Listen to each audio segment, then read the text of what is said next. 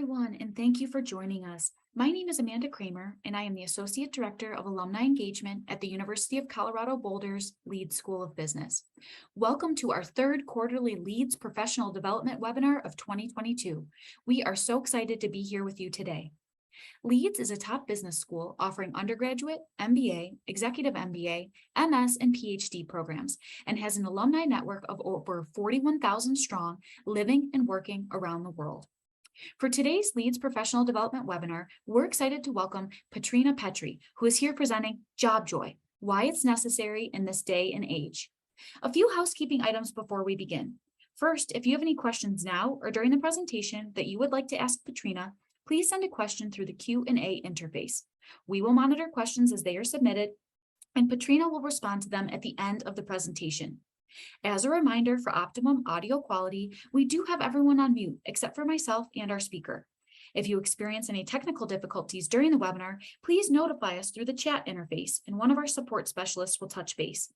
Lastly, a link to access the webinar recording will be sent to all registrants tomorrow, along with the survey link and supplemental resources from today's presentation. Now, I'm excited to introduce today's speaker. Patrina Pettry is a passionate senior management executive with a solid track record of providing leadership, training solutions, and strategic direction to drive significant revenue. Her passion is learning and development, and she has a great love for the field. She started as a teller over 22 years ago and has had the privilege to hold several roles in the field, such as banker, branch manager, district manager, and market leader. Her love for learning and development comes from her time as a national sales trainer, national sales executive, and an executive consultant. She also has a passion for adoption education and foster care. She has over 7 family members throughout her family and extended family that are adopted. Creating a home for people that need family is incredibly important to Patrina. Her favorite pastime is puzzling, and her favorite puzzle is Liberty Puzzles. Patrina has been married for 22 years and has an amazing 11-year-old daughter. Patrina just recently moved to Charlotte to work for Wells Fargo. Welcome, Patrina, and thank you so much for being here. I'm going to hand the webinar over to you now. Oh my goodness. Thank you so much, Amanda. And listen, I am so excited to get into this job joy and why it's necessary in this day and age. Now, I promise you, you are going to disagree with me a couple of times. You might even go like this a couple of times. You might even feel like, why is she all up in my business? Listen, this is really a therapy session for me. I am pulling open the curtain and you get to experience this therapy session that I have had around job joy. And so I hope that you get to learn maybe just a couple of things that you can take away that I've had to experience over so long just being in corporate America. And I wish somebody would have told me a couple of these things. So I think we're ready to move on to the next slide. I think the first thing I wanted to say is thank you so much to the Leeds School of Business. Listen, 8th oldest business school in the United States. It's pretty awesome. 87% of graduates are employed in grad school or in the military within 6 months of graduation. And the focus around diversity and women in business for me is why I wanted to be a part of the board. And I will just tell you, I'm excited. You should feel great pride. Whether you're watching this and you're learning something, you should feel great pride. Whether you're a student, you should feel great pride. And I know our board members feel great pride to be able to support our community in such a way. So thank you, Leeds School of Business. So appreciate it. It is a privilege for me to get an opportunity to do this with you today. All right, let's move on to the next slide. So I think you did a good job, Amanda. You told me all about myself and you told everybody all about me. So I think we can kind of jump into job joy. Let's talk about it. All right. So next slide talks a little bit about why I have so much background in this, right? So when you're thinking about job joy, I am telling you a little bit about who I am because your job joy does affect your family, right? And a lot of people just don't think it does, right? They're very much like, it's just me. I'm going to do it. I'm going to rough it and I'm going to tough it. But listen, I've been married for 22 years, almost the same amount of time that I've done my career. My daughter's 11-year-old. She is watching me. I do have a dog named Denver. Tells you a little bit how much I love Colorado. And then the rest, I think Amanda went over with you. But I wanted to start here because you need to know that you have people watching you. You have people that are looking at you, whether they're employees, coworkers, peers. It doesn't really matter. You have an audience of how you experience job joy. And I want you to know they are affected. So let's start off with some context here. Let's talk about the Great Resignation. We can move to the next slide. I call this a brave atmosphere. Some people might not agree with me, and I understand. First of all, remember I told you you were going to disagree with me at least a couple of times, which is good because that's the spirit of diversity, multiple perspectives coming to the table. And so I call this brave because look at this, 48 million people quit their jobs in 2021. This year alone, just in January and February, 8.6 million people quit their jobs. I'm not going to read all of this on here because I think you can kind of see where I'm going. At the end of the day, we are living in an age where people are quitting their jobs. And I'm going to go over why here in just a minute. But I also want you to see one huge staggering statistic that maybe you didn't get a chance to kind of look at when you were looking at this slide. 41% of the global workforce is considering quitting their jobs. I wonder why. Like, where are they going? Why do they want to leave? Right? And then if you look at Gen Zers specifically, that's the group that feels the least appreciated. They feel underpaid. So let's go like why? Why, Patrina? Like if you were asking, Patrina, why? Well, I got that for you. I have that slide for you. Let's move on to the next slide. We could talk a little bit about why people are quitting their job. So for me, this is huge. The why. The why is so big. Lack of career development, inadequate compensation, uh, the one that hits us the most, uncaring, uninspiring leaders. A lot of people say back in the day, it's not emotional. I'm staying in this job. We don't have to get emotional about it. It's just a job. It pays me money. But now listen to this. 34% people are saying, I'm not staying if I don't have uncaring leaders. I'm not staying if I don't have inspiring leaders. Lack of meaningful work, unsustainable work expectations, right? Lack of workplace flexibility. But look at the other one, health, lack of support or health or well-being. These are why people are quitting their jobs. And I want you to think about how many of these are tied to emotions, happiness, or value. And that brings me to the need for job joy. If people are leaving because of an emotional move, which by the way, who said emotions were bad? Who said emotions? Oh gosh, that person's just emotional. Listen, I'm hiring emotional people right now. I'll take those people. Thank you very much. I need people that are tied into the business. They feel connected to the business. They feel like they have a purpose. They feel like they're tied into the purpose. I will tell you, I started my career as a teller because I wanted to help people like my mom who were financially illiterate and didn't understand what it meant. I grew up thinking that if you had checks in the bank, you had money in the bank. And that might be funny to you, but listen, that's how I grew up. I started because I wanted to help people like my mom. And I'm here today because I still want to help people like my mom. That's an emotional tie. That brings me happiness. That adds value. And so for me, this is where we start off, right? Well, gosh, Patrina, how many people are quitting their jobs? Why are they quitting their jobs? And look, it is tied to some type of amazing emotion in them that says, I don't get joy doing this. I don't get joy of having uncaring leaders. I don't get joy of having lack of career development. I don't want to be in inadequate workspaces. There's something in them saying you're worth more. So let's move to the next slide because I think I want to start now talking about like Patrina, what are you really talking about when it comes to job joy? I'm talking about something that you have to do every day, no matter what. You have to do this. A job is something that you do regularly. You do it to earn money. I call it the great exchange. Why? Because you're worth it. And a lot of people that have issues with worth, I always bring them here. Would you ever show up to a job and not get paid? That's called volunteering, right? That's volunteering. You probably are volunteering for something that is your passion. and that is paying you enough. But if you showed up to a job, just a regular job, and not get paid, usually you are saying, I'm worth me coming to this job, doing well, doing the job. I'm worth money in exchange for my time. And time is really important, and we'll go over that here in just a minute. But a job is something that you have to do. Some people don't have to work, but I promise you they are tied into something that they're passionate about. And if not, I'll tell you what the consequences of those things are.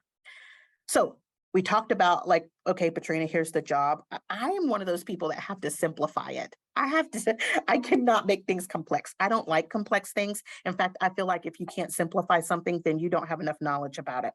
And so for me, I want to simplify job joy. It should not be hard. So let's talk about the joy side. I talked about the job, time exchange for your worth, and time in doing some type of duty or task, right? Joy. It's super easy. It really is about happiness or contentment. There is an emotional side of joy that I am saying I want you to have, right? It could be a cause of delight, a source of delight, right? I want you to be happy. And a lot of people think, well, Patrina, all my job is not about skipping through the tulips. But trust me, I am not saying that. I'm not asking you to skip through the tulips every day of your life. What I am saying, what is your time worth? And so I love this quote. Time is free, but it's priceless, right? You can own it, but you can't own it, but you can use it. You can't keep it, but you can spend it. And once you lost it, you never get it back. Let's talk about how much time and why it's important to talk about job joy. And I wish somebody would have told me earlier. We can go to the next slide. Okay, you're going to start like right now. This is the slide where you should go, dang, 82,000 hours over your lifetime.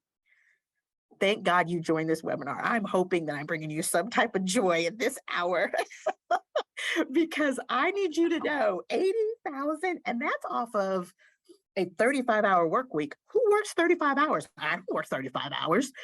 If you look at a 40-hour work week, this would look more like 92,000 hours, which is a third of your life. So if I hope today you just got on, whether it's Facebook Live, whether it's whatever is happening, whether you're on this Zoom call and you're saying, I just don't understand what the big deal is. You are the big deal. I am telling you, you are the big deal. Your time is the big deal. Your time means something. A third of your life, you are doing some type of work. And I want you to not go in and say, what's the big deal? You are the big deal. But let's just say you say, there is no big deal. Let's talk about what it's costing you. And it's the next slide. And this is the one that hits me in the gut every time. It's costing you your mental health. Top 14 things that can deteriorate your mental health. Guess what? I'm not going to go over all 14, but I'm going to give you number 6. Number 6 is your job. I think if you tie in the great resignation, everything that's going on with jobs right now, and even some of these layoffs that are happening because the market is slowing down, I think if you go into all of those things and now you're hearing all of this explosion of mental health, I think it's because back in the day when we had to push people in jobs, we had to force them to do jobs that they didn't like. They had to deal with it. We never told them what it cost them. We never said, if you keep doing that job that you hate, it's going to cost you your mental health. We never told them your daughter is going to watch you go through things that is affecting you, and you're not going to be able to hide from it. And I think now we're talking about mental health. It doesn't make us weak. It makes us strong. It makes us courageous. It does not mean there is something wrong with us. It means there literally has to be a change in us and in the environment that we work in. I want to say something really quick before we leave this slide. A lot of people will turn around and say, Patrina, how does the janitor find joy? When I talk about job joy, it could be a lot of different environments. You could have joy with your coworkers. You could have joy in the environment. I know people that have stayed in the same job because they love their boss and they have done well. They have gotten raises. They are excited. It could be tied to your values. It could be tied to what you bring to the table, your attributes and your skills. There's a lot of things that can bring job joy. But a lot of people want to say they want to go to the grunt work. Well, gosh, Patrina, if everybody just loved their job, nobody, like, there's certain things that wouldn't get done, like the janitor. Well, have you ever seen clean TikTok? I always say this because if you have not seen clean TikTok, it's one of my favorite things to watch. I'm telling you, I watch too much of it. I'm literally watching people clean dirty rooms, and I'm excited. Those people make thousands, hundreds of thousands of dollars. They love to clean. They love it. They get energy from it. Who are we to say? And trust me, I am not going to say today on this call, the janitor doesn't find job or the cleaning person does not find joy in their job. And just remember, you can get joy from many things. This more is a reflection of, am I getting joy from my job? And I think that is so important because I don't want it to cost us mental health. Let's move on to the next slide because now I'm just going to invite you into a therapy session where I really needed somebody to help me, right? And I'm going to give you a little bit of my personal job joy experience and journey. And this is going to be hard because I'm just going to be vulnerable and just open the curtain to tell you a little bit more about my job joy experience. Now, when you're in corporate America, there are many of times where you will have amazing experiences. And sometimes you will have experiences that are not so great. The example that I'm going to give you guys today around my personal job experience was my boss. I I hate that I have to say this, but she was the worst boss I have ever had. She talked down to me. She was demeaning. She would make me say things like auntie to her. She even created a city. And if people were like a part of her city, that would be great. And she excluded everyone else out of that city if you were not a fan of hers, or if you didn't think like hers, or if you weren't weird. She refused to change. She talked down to me more times than I can tell you. And I'm sorry that I'm getting a little bit emotional, but I let her do that for years. I let her do that for years. And I did not realize what it was costing me. And you might say, well, Patrina, what did it cost you? It cost me my daughter, watching me go through it and thinking, why isn't mommy saying that she's worth more? Why isn't mommy changing this situation? She got a chance to see another person demean her mother and me actually just take it as opposed to doing something about it. I cannot tell you countless hours of how it affected my relationships. And the other thing it cost me was someone telling me countless hours for 3 years that you are inadequate and that you must learn from me because you don't know what you're doing. It cost me my mental health. And if I could get that back, you see my dramatic, if you heard the bump, I was slamming my fist on the table. If I could get it back, I would every hour that my daughter saw me go through it. It took me a little while to say, goodness, do I have job joy? Is there, am I letting this person affect me so much that I could not pull myself out of it, snap myself out of it, and actually look for something or look for a person that knew my worth? Look for a person that could speak to me in a way where I was respected. I could still learn from them, but also they could learn from me too. Goodness gracious, isn't that supposed to be how a leader works? You'll learn from each other. An environment where I would thrive, not just in her circle, but in all circles in the company. And I am telling you this because it was a long time that I really had to say to myself, this is just, it's not working, Patrina, and you are worth the time to be able to go and look for something else. I'm going to give you another example. All right. So I love a good challenge, and I have since I was a little kid. Listen, don't put a puzzle in front of me. We're gonna have a good time. We might drink a little bit of wine. We're gonna figure this puzzle out. I'm one of those people. And I love the challenge of things. And sometimes people, not sometimes, if you hang around with me, you will find this out about me. And if you're not careful, people will sometimes manipulate this with you because there is such thing as having joy in the challenge. And that was me. Someone would give me a challenge. I remember when I first took my district manager job, over 150 people I managed at the time. And at the time it was one of the lowest districts in the country. And I wanted to take it on because of the challenge. Someone said, "Oh, they're having the hardest time. I want to take it on because of the challenge."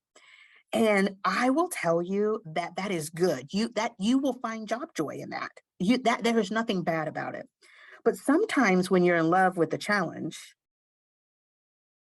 right? Or you found joy in the challenge, but you don't pause and say, "Do I find joy in the job?" Because everybody is going to hand Patrina Pettry a challenge. And I needed to make sure my compass was set where I loved my job. Right? Not just the challenge of bringing everybody together and getting all the silos and putting them into one, or erasing all the divisions, or gosh, this is a lifelong problem that we've had. We really want you to help. I love all those things. Bring them on. But if that's all I'm doing is challenging, guess what? Guess what's going to happen? I'm going to feel exhausted. And if you're asking what the difference is, the job that I have now, when I'm exhausted, I'm still doing this. I'm not gonna lie to you, right? Or you could be exhausted and not smile, but you're like, dang, that was a good day. Don't talk to me for 5 hours, but like that was a good day. And so to me, those are two experiences that I have learned personally around job joy. Don't just be in love, don't just find joy in the challenge, Patrina. Make sure you're checking in and you're finding joy in the job. Otherwise, people will use that against you. That's a skill you have. People will use it against you. Or never stay in an abusive situation, regardless of what's happening, regardless of all the other good. Never stay in an abusive situation. And that's what I was in when I had that boss who was demeaning me, racial slurs, having me call her auntie. Literally, this is happening in corporate America. And guess what? She had thrived in that company. And I just felt sick to my stomach. I couldn't sleep at night. It was costing me my mental health. That's my personal story time. And I'm hoping that as you look at this, you can kind of see nothing is worth that. There's a couple of quotes that I had to learn the hard way. So Amanda, let's move on to these next quotes. Ooh, these are some ones that I had to learn the hard way. Maya Angelou, you can only become truly accomplished at something you love, and don't make money your goal.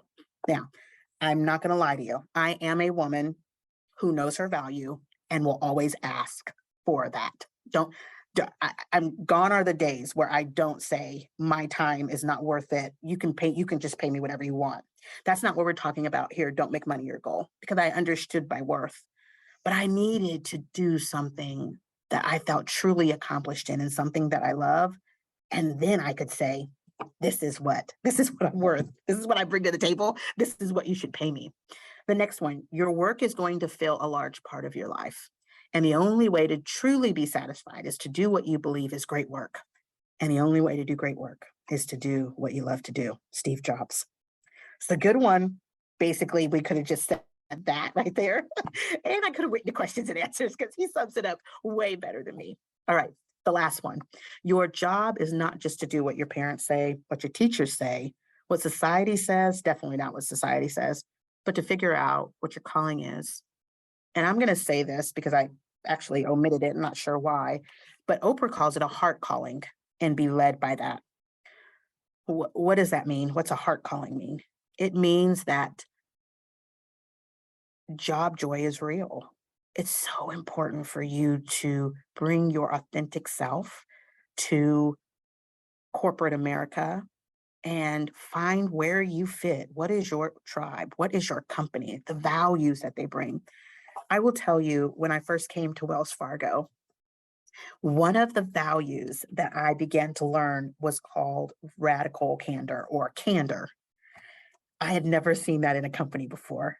Candor is like being honest, right? And it doesn't have to be like relentless honesty. It just has to be like, that's a part of their five values, just as much as diversity is. So it's basically saying, we want you to talk. We want you to say something. I knew that I was going to have tremendous joy with values that were like that. I knew that I was going to be able to be tied into purpose with values that were like that, an environment that was like that. That was really important to me. So you might be saying, okay, Patrina, we know why people are quitting their job. Thank you so much for reminding us about the great resignation, everybody quitting their job, right? Thank you for telling us your stories, Patrina. Yes, we really want to have job joy, but I don't like know where to start. I don't know even if I have job joy. And I love this next slide because it really, really does hit on some things that you should totally be uncomfortable with. And I am just saying you should be uncomfortable. Maybe you're not. You listen, you were better than me. That's all I have to say. You were better than me. I was uncomfortable with these questions. And the reason why I was uncomfortable is because there were times in my life that I didn't pause and ask these questions. And if I would have, it would have saved me so much time. And so I want us to pause here before we go into questions and answers. We'll be there in several minutes. And I want us to look at this job joy inventory checklist. Everybody loves a good checklist. And if you don't, I'm sorry. I love a good checklist. I want you to look and see how this hits home with you. Dramatic pause. You no longer believe in what the company does. That's job joy, right? That's saying that's affecting your job joy. It's very hard to work for a company that you do not believe in. Your job doesn't tap into your natural abilities. What are you really, really, really good at? Does it tap into your natural abilities?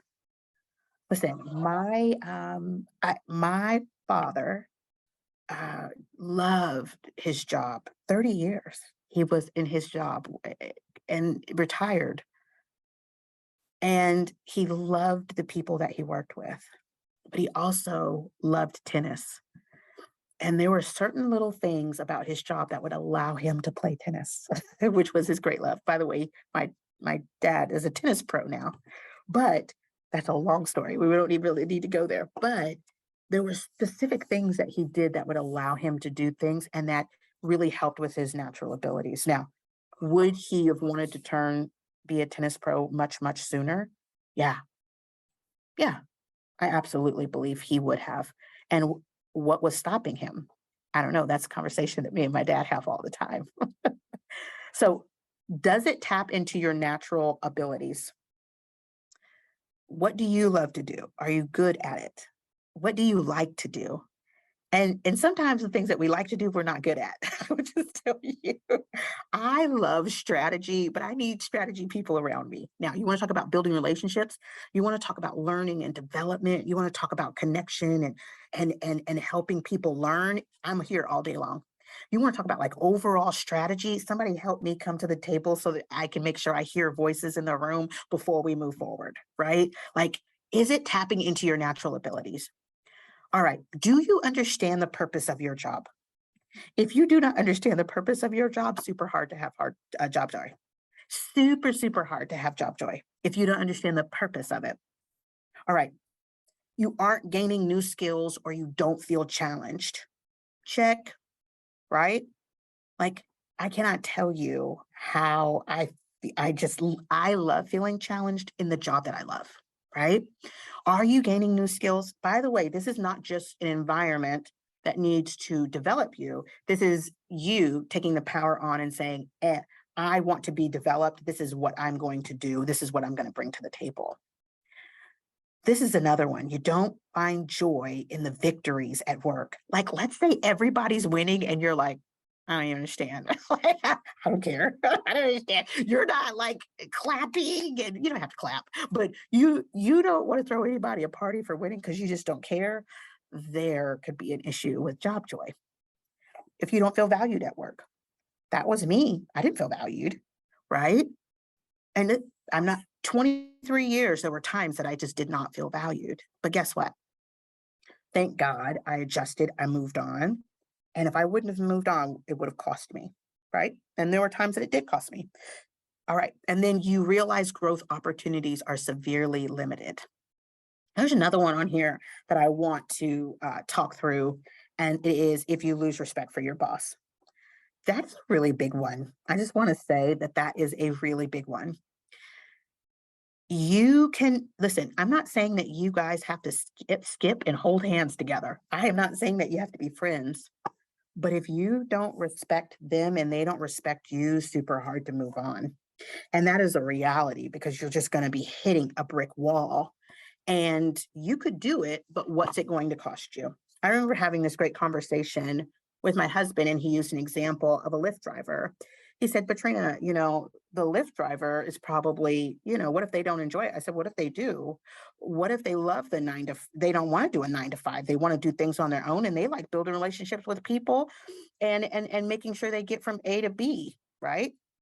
What if they do? And he says, well, what if they don't? And my point is, in all of this, what is it costing that person, right? What is it costing them if they do not have job joy? All right. I know that that checklist was all in your business. It was meant to be in your business. Can I just say that you should also have tremendous pride? Just do like the opposite of this. I believe in my company. I can say this, right? I can say this now. My natural abilities, right, are tied into what I do at Wells Fargo. I know the purpose of my job, and I am gaining skills every single day. And when I win at Wells Fargo, boy, I'm like handing out medals to everybody else. We're giving out water. Listen, I'm excited in our victories. When one person wins in this company, we all win. And so I feel valued. You can tell because when I start talking about my job, this happens. And there are amazing growth opportunities here for me. And so I want you to be able to have pride. You say, Patrina, gosh, I can check off 75% of these. Do a little dance. This is my look. I don't know what's going on with my shoulders, but I don't know what you're doing, but this is my do a little dance. You should feel prideful. You should feel happy, right? But if you checked off 75% of these as they are, then I would say maybe don't let pride get in the way of you understanding your worth and the fact that you can actually do something different. Why? Because you have natural abilities that you bring to the table, and no one else can bring your unique self like you can. I am saying that as truth, in my opinion. No one is Patrina. No one cannot be Patrina. No one definitely has all these facial expressions, talks with their hands way too much, and maybe smiles way too much and has way too much energy. No one can bring that to the table because I am my unique self. No one's going to be able to replicate me. And I am telling you the same thing.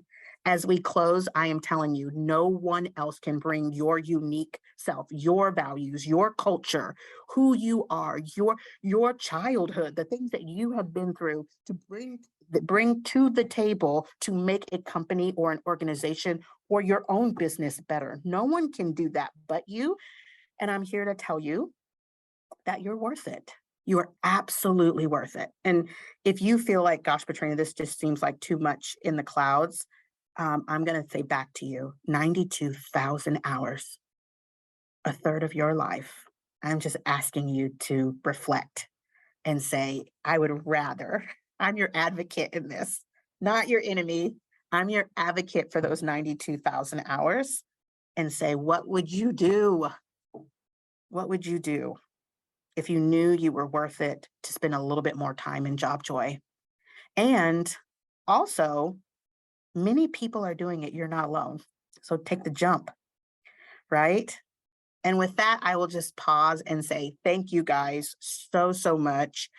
I will conclude and I'll get an opportunity to ask some questions from everyone. I know I wanted to leave a lot of time with Q&A and because I know people are, I want it all, just give it all to me. I don't mind a different thought or learning from a different thought, but I do want you guys to know that these are my life lessons. These are things I wish I could have done differently. And I don't know what you are going to do. I don't know what next step you're going to do, but do it with courage and move forward. And I'll end with that.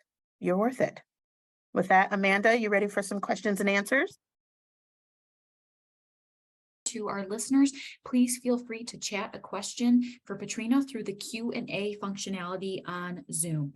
We already have questions coming in. Let's start with Rebecca's question. She said, do you have suggestions on how to pivot within my current company if my skills do not align with my current role and I'm not challenged, but I'd like to stay at the same company ideally? Yes. So I love this thought because most companies have things called talent reviews, and they are always looking at opportunities for people to go into different lines of businesses. I would, first of all, make the brave, right? Have a brave conversation with your boss. And I'm hoping that you're able to do that and say, hey, where else do you think? Maybe get their opinion. I always love the analogy of go to your board. I have a board. My husband's on my board. He is a great person. He is my biggest cheerleader. My godchildren are my board. They go to me. They give me a completely different perspective. I have mentors on my board. And you're probably thinking, what in the world? It's a personal board. People that speak into your life that will help you to like where to start off, and then actually bring in some other people, whether it's mentors or people in your business, and say, how do I get there? And I think you have to be honest with yourself and say, gosh, I really want to get into tech. You have to narrow it down at least one to two things, and then don't just pick one though. I would love for you to pick multiple things and then go in and find somebody at that job and actually say, I'd love to do a coffee chat. And that's where the brave part comes in, right? Like do a coffee chat with the people that are kind of currently in the job. How did you get started? What did you do? And how does it work for you? So I would say that I would check in with the people that you trust to speak into your life, and then go potentially speak with your boss if they're one of your advocates, and then also take the step of actually going and requesting a coffee chat with the jobs that people already have in those places that you're interested in. Listen, I have gotten on LinkedIn, and I've really done this, and I have typed in a title of the job that I wanted. And I just sent a message. Hey, I just want you to know, like, I saw your career. I'm super fascinated. Can you tell me a little bit more about what you do and how you do it? I promise you, if you have and I know you have the courage, otherwise you wouldn't have already asked the question. There are ways to be able to talk about how you can get in that field, specifically in that same company. The other thing I would just say is when you're in your performance review, and I don't think a lot of people do this, ask them, right? What is it going to take for me to move up or get promoted? If they say, great, you're already promoted, we're giving you your 3%. Great. What else is it going to take? Where do you see me going? How long will that be? And here are a couple of things that I have in mind. I'd love to get your thoughts of that, because you're tying it into a formal conversation on your performance review that your boss is actually held accountable for. So listen, a lot of people are asking me, well, how do you get raises or anything? Every quarter I talk to my boss and say, how am I doing? Am I doing good? Am I exceeds, needs, or meets? If I'm meeting expectations, I fully expect to get paid at the end of the year well. If I'm exceeding, I fully expect to it. But if I am not meeting expectations, I want to know about it soon. So I would tie that conversation, my long way of answering your question, I tie that conversation to a performance review and make sure you have it on the record, because your boss is held accountable for that. All right. That was a long way of going there, but Amanda, I'm ready for the next one. Flooding in. Next is from Maggie, who asks, I have lots of job joy, but I am not well compensated and I work crazy hours. I need to find a place where I can be paid what I'm worth and still find job joy. How do you identify job joy in the job search process? In other words, how do I know if a prospective employer will actually offer me job joy? Oh, this is such a good question because listen, the grass is not always greener. And sometimes it is. And I wish somebody would have told me about, and sometimes it is. All right. So the first thing I would just say is because you have put so much hours into your current role, I would advocate for yourself during your year in review and ask the question, what's it going to take? That's the first thing I would do because you put so many hours in, right? I would do that. And if you're saying they are not responding, in other words, they are not there, you've said, what's it going to take for me to, get paid more? Am I at my ceiling? What's the next space for me? And they have not given you any answers.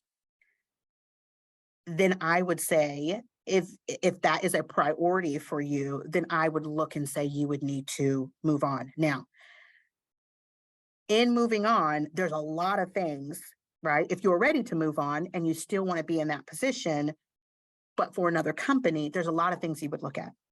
When I came to Wells Fargo, do you know how many employees I talked to? I needed to talk to employees. I had to talk to not just the person that was hiring me, because they're going to give me the fancy and the Yancey, and the Yancey's not a word, but I'm just saying they make it up. It's like super flowery when they're trying to go after you, but just you're interviewing them too. So you need to ask for things like, tell me what the regular compensation is. How much will I get every year? If the company does well, if I perform well, what should I expect? The other thing is I not only do I speak to employees, but I try to read as much as I read about their diversity statement. I read about their values before I ever got hired. I I interviewed them. And I love that you said I have a ton of job joy. I'm working a ton of hours though. I just want to get compensated. That's first thing I would say. Go to these people, be very, very clear because they don't want to lose you. If they don't care that you want to be compensated, they don't see your value and you are ready to make the move, then while you're still working, I would look at other options. And when you're looking at those other options, don't just look at jobs, look at environment, look at culture, talk to other people that are in jobs, ask them, like, ask the boss, like, hey, what is your leadership style? Like, what's your coaching style? What can I expect if I make a mistake? And what could I expect if I succeed? Those are little things that I would just say. That's how you know you get the other part of the job joy. The reason why I think that's such a great question is because there could be other things in your job that's giving you joy besides the money, like your friends that might work with you, your boss might be amazing. And I would just say that inventory is so important. Be thoughtful that you don't turn in all of this joy for just the money side and then there's no joy over here, no friends, no peers that are exciting, no value, that their values aren't great, because then it could be a catch 22, right? So I that's why I do so much work at, quite frankly, interviewing the place before I say yes. And by the way, if you're working a ton of hours and you are finding a lot of job joy in what you do, somebody else is going to want you. I promise you, I promise you they will. It's just a matter of when you're ready to make that move. All right, Amanda, I'm ready for the next one. Wonderful. I'll just take a pause and say Neha wanted me to share with you that your presentation is incredible and a big thank you. So I'm going to put that in there. Next question, yes, absolutely, is from Eric, who said, what process do you recommend going through to determine your natural abilities? Okay, so I did a class here last year around personal brand. And I did some wonderful work with the students around what is your personal brand, and how we talk about personal brand is think of 5 things that people would associate with you growing up. They could be good or bad things, right?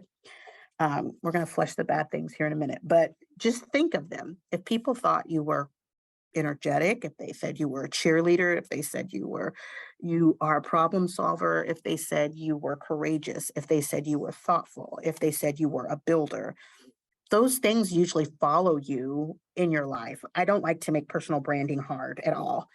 And I say own those words. Now, if there are 5 words that you want to be known, like, oh my gosh, I love problem solving. Or another word could be, a builder. People, I need builders in my life. People that know how to build things. It doesn't matter what environment. I need it right now, Wells Fargo. If you're a builder, I'd love to hire you. We need people that build, whether it's tech, whether it doesn't matter, whether it's curriculum, whether it's learning and development, whether it's fashion. And there's builders all over the place. And so for me, I think you know what you naturally love to do. I would narrow it down to like 5 things, and like I will tell you, there is an achiever in me, right? There is something about me that loves problem solving. I love building relationships. That's a natural ability. I have energy like nobody's business. I'm not going to lie to you. Also, I enjoy when I believe in something, just I bring it all the way in, right? That's actually tied into my natural ability. Why do I mean by that? it, I cause other people to believe in things. And so that's a part of what I can do as a leader. And therefore, that helps with my leadership skills. Now, I think you know your natural abilities. I think you should list those natural abilities, ask your people around you, hey, does this feel right? Does it feel like my natural abilities? And they will tell you, right? And they will also tell you if you're missing one. My husband is amazing at that. He sometimes sees things in me that I don't see it myself. My god kids will say, "Mom, you're this. Did you not know you're this? You need to value this in yourself." And I'm like, "Oh, that's a part of my natural abilities." I would just spend some time doing the work, and I call it reflection work and I call it self work. Spend some time doing the self work of saying, these are my natural abilities. These are the things that I love to do, and these are the things that I'm good at. And take that over and say, boom, my natural abilities, is it tied into what I'm doing currently right now? Sorry that I keep moving in. You can tell one of my natural abilities is energy, not cheerleading, because I don't like that word. Somebody else might like it, but for me, I want to be able to bring energy into the situation. But that energy is a part of my natural ability. And you might think, well, what's the big deal about energy? If there is not energy in the room in corporate America, you will feel it.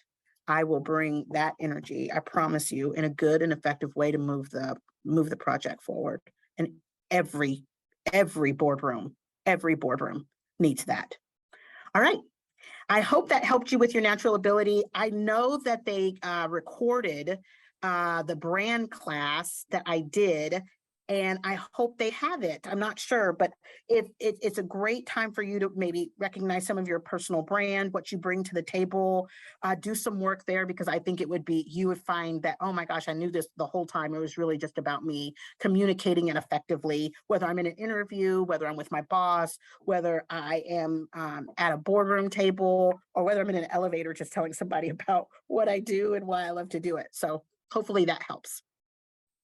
Great, thank you for that there. Let's move on to another question here from an anonymous attendee.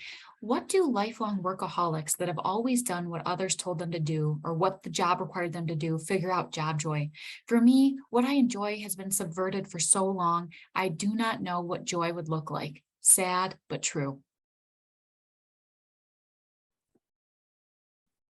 That gets me in the heart, Mm. because thank you so much for being real.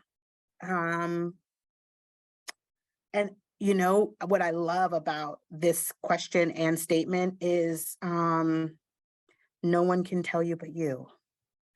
And it is the harsh reality of the truth. Like, I your friends and your family and the people that surround you can tell you, you get joy when you do this. You do this. You get joy when you do this. There's a movie, I think it's called like Notting Hill. I'm not sure. It's a great movie, but she didn't know what kind of eggs she liked. And I'm messing up this movie, but my godkids will tell me if I am, or somebody tell me if I'm messing it up. But she didn't know what eggs she liked because she was always doing the eggs of the different person. And then she found, oh no, you know what? It's called Runaway Bride. That is what it's called, Runaway Bride. So, Julia Roberts, I knew it was a movie. Okay, so she didn't know what eggs she liked because she always loved the eggs of her partner. And then she had to pause and say, you know what, I don't remember what happened. I don't think she liked eggs at all, or she liked them scrambled or something.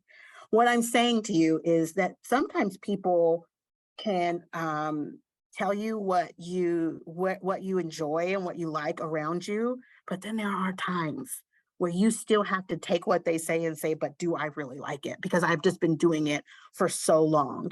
And I think that's why you saw 48 million people last year say, I can't do it anymore. And 8 million people this year so far, January and February, that said, I can't do it anymore. And so I think it has to be a little bit of self-care. I think it has to be a little bit of taking the time to figure out what you enjoy doing. And here's the deal, maybe it's just retirement time. And if you can't retire, understanding or starting with the statement of, I'm worth this. I have to figure this out because these 92,000 hours, I'm not sure which hours you're on, but I'm in the strong, I want to say 50,000 hours so far or more. And we just can't continue to move forward the way we are. And I just think you are worth a little bit of self care. And I'm saying that, and I'm hoping somebody around you is saying, yes, you are. I can't, and just saying, yes, you are. And I just want you to know it just takes some time to do the work. It took me 3 years to say, I'm not going to be bullied by this boss anymore. It took me 3 years to say I was worth moving on. And so I want to be very, very careful because this is not easy. I am not saying this is easy at all. And I'm pretty sure my husband and my family would have loved for me to do it quicker. But it was hard for me. It was very, very hard because I didn't want to give up. And I had a lot of pride. And I wanted to move forward for even the people that worked under me, my direct reports. I loved them and still do. But nothing's worth me being abused.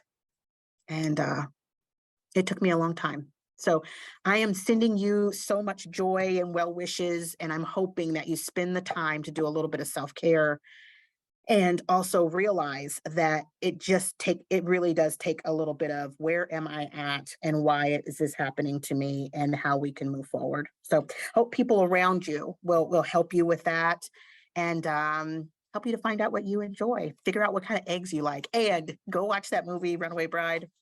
You'll know what I'm talking about. And that will be some self-care too. Popcorn, Julia Roberts, Runaway Bride. Go into it. All right. Amanda, Okay. next question. Great, thank you. This next question is from William. He said, I'm 60 years old and have maybe 10 years of work left. I want to find joy and feel good about what I'm doing. Do you have suggestions about how to switch jobs, focus areas at this age? Yeah. So I will say that this whole idea of, I'm going to give you an example about my mom. My mom's kind of like in retirement age and she's looking for different jobs and she wants to work at a hotel. And we were like, what? Why? We don't want you to do that. No, what are you doing that for? She loves the job. She loves greeting people and loves to get them in their room. And I know you think I'm being weird, but like, I promise you, she thinks the world of it. She really enjoys it. Um, she loves to be needed. And we tried to take that away from her just because it was a hotel. That's sad. Well, my sister didn't. I think it was mainly me, and that wasn't necessarily great. But I I feel like she's so happy in the job right now. And I think my advice to you would be, what do you like to do regardless of the landscape, whatever it looks like? Do you love building relationships? So many people, have this thought about, oh, I'm going to be a Walmart greeter. Well, goodness, if you like greeting people, then let's go. We need some good Walmart greeters nowadays. Like, what do you love to do? And I need you to know that you bring something to the table, whether it's corporate America. I don't like it doesn't have to be Walmart or the hotel.